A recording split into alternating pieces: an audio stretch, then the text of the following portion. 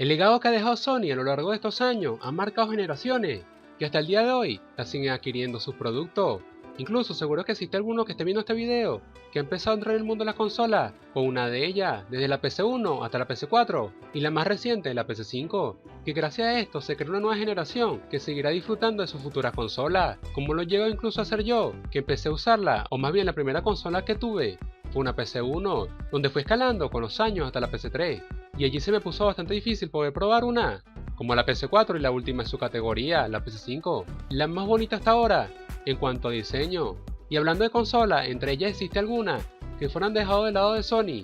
o hasta incluso los que no la conocen. Sí, te hablo de la PSP, que vendría siendo como un PC2 portátil, y teniendo una versión superior, que vendría siendo la PSP Vita, claramente con diferentes modelos y productos, que hasta incluso fueron mejorando detalladamente, con mejoras en esta consola. No te estoy hablando de que la PSP y la PC Vita hay tres versiones de ella, sino que algunas veces al pasar los meses van encontrando errores que lo solucionan a nivel de producción, donde diferencia como por ejemplo el 001 sería la primera versión y 002 sería como la mejora que no lograron en la primera producción, incluso con errores de fábrica que mejoraron y por ende existen varios modelos de la misma, como la PSP 2000 y la PSP 2010. Este sería un ejemplo bastante claro, pero hablando de consolas como tal, existe una que salió desapercibida, por así decirlo,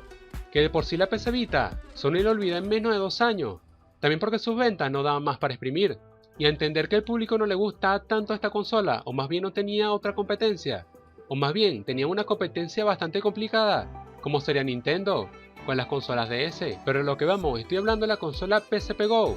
una de las consolas con características más peculiares, o hasta interesantes de la época, que hasta incluso iban muy acorde a esos tiempos, donde las características más destacables de esta peculiar consola es que era deslizable, donde la consola contaba con botones de Sony como cualquier consola de su categoría,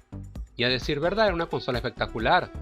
teniendo la opción de deslizar la pantalla, incluso para la época, y era una consola espectacular, y sin olvidar que era realmente potente, y contaba también con una pantalla táctil, donde tú podías elegir cómo querías usarla, tanto con la pantalla táctil y los controles típicos de Sony, o con solo la pantalla. Claramente algunos juegos sí exigían alguna vez usar esos controles, ya que también tenían la opción de poder jugar juegos de PC3, algo bastante interesante si te hablo de un mítico, desde un God of War hasta un PES 2010. Esta consola es realmente brutal, ya que con estas dimensiones podía mover cientos de juegos, súper complicado para una consola, pero hay que admitir que también es gracias a que los desarrolladores de Sony, como también de las empresas de juegos, hicieron un trabajo extraordinario para poder sacar este juego, y algo que de seguro no fue tarea fácil,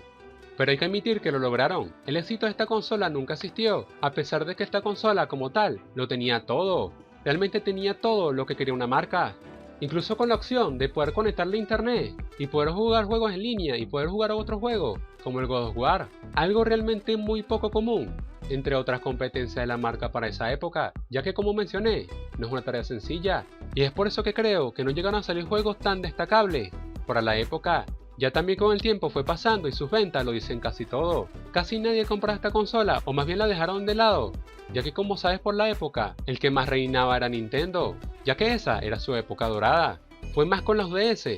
opacando la salida de la PSP Go, y que gracias al intento de la PSP Go, salió un tiempo después, la PSP Vita, vendría siendo como la PSP Go mejorada, bastante considerable con respecto a la PSP, ya que las ventas de la PSP eran realmente brutales, incluso llegaron a sacar modelos con mejores de rendimiento, como mencioné hace un momento, que de por sí era bastante interesante, y por ende la dedicación del lanzamiento de esta consola, una de las que más pudo sorprender fue la PSP Go, ya que podías conectarla a la PC, y es que también tenía la opción de poder conectarla a Wi-Fi y poder exprimir esa interfaz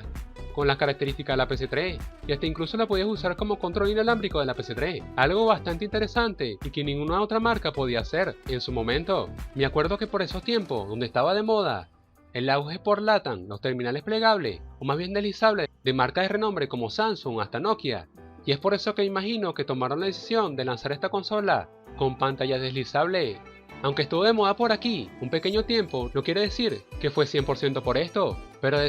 para decir la verdad, la consola es extraordinaria de por sí, desde que te permitía poder usarla solo con la pantalla, hasta poder conectarla por Wi-Fi, poder jugar juegos en línea, y aunque realmente sería difícil encontrar por esos tiempos alguna otra persona con esta consola y conseguir para jugar, era difícil. aunque creo que fue en Japón donde más ventas tuvo, ya que este fue su país natal y por ende podían exprimir al máximo esta consola con todas sus características. Lamentablemente con el tiempo fue dejando de lado esta maravilla y años después se volvió toda una reliquia, que incluso hasta gracias a esta consola salió la PC Vita,